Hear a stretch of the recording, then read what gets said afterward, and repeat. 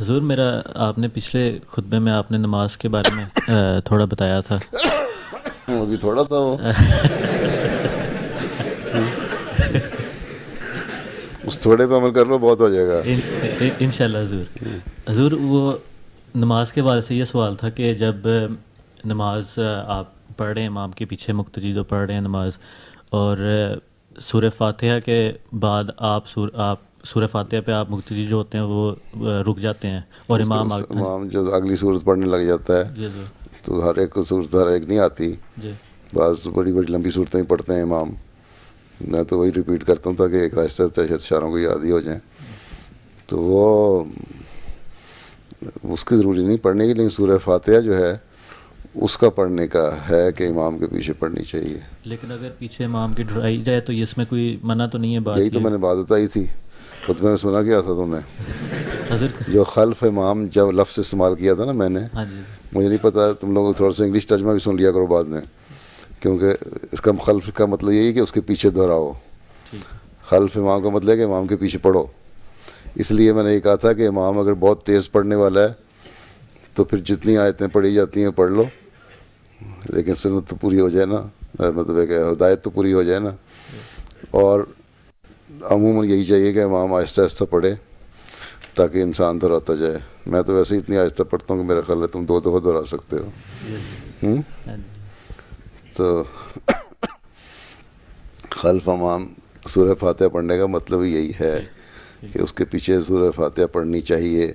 بعض پہلے کہتے تھے کہ بعضوں کا خیال ہے کہ نہیں پڑھنی چاہیے, بعض کہتے ہیں پڑھنی چاہیے.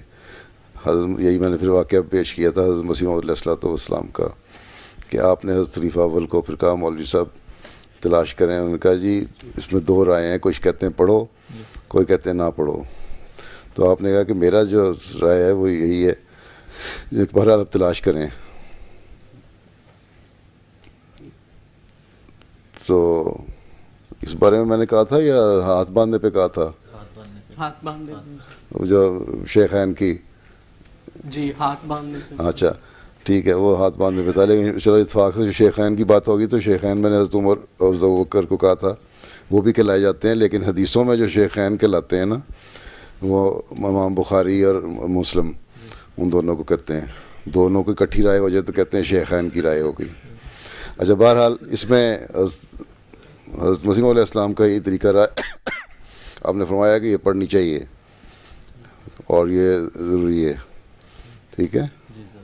اور حضور ظہر اور عصر کی جیسے نمازیں ہوتی ہیں جس میں امام نہیں اونچی آواز میں پڑھتا سورہ فاتحہ, تو جتنے تم پڑھ سکتے ہو پڑھو نا. اگر امام گولی کی طرح نماز نہیں پڑھ رہا تو تم پڑھ سکتے ہو سورہ فاتحہ. اگر وہ اس نہ پڑھ رہا ہے تو ٹھیک ہے, جس طرح جاتا ہے جانے تو. پہلے بھی تمہیں کئی دفعہ بتا چکا ہوں کہ ہمارے ایک ہوتا تھا آدمی, کہتا ہے غیر احمدی, کہتا جی ہمارا امام جو ہے نا تراویح بڑی اچھی پڑھاتا ہے, 8 رکعتیں 10 منٹ میں ختم کرا دیتا ہے, پورا سپارہ پڑھ لیتا ہے یا 15 منٹ میں. لیکن پچھلے دنوں میں ایک ہمارے میڈیا پہ واٹس ایپ پہ شاید گھوم رہی تھی انڈونیشیا کا امام, اس تو لگتا تھا کلا بازیاں کھلا رہا ہے.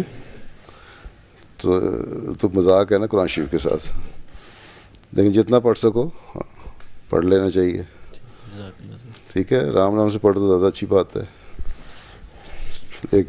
اور اب تو نومبائن بھی شامل ہو رہے ہیں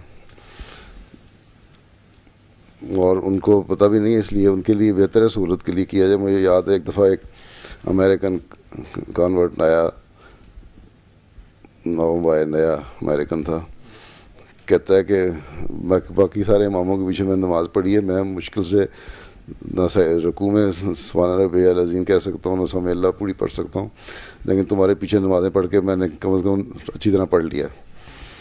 تو ان کا بھی خیال رکھنا چاہیے نومبائن کا. انگریز ہیں, امریکن ہیں, ان کو تو صحیح جلدی نہیں کر سکتے نا, یا کوئی بھی دوسری قوم کا, تو ان کو فائدہ ہو جاتا ہے.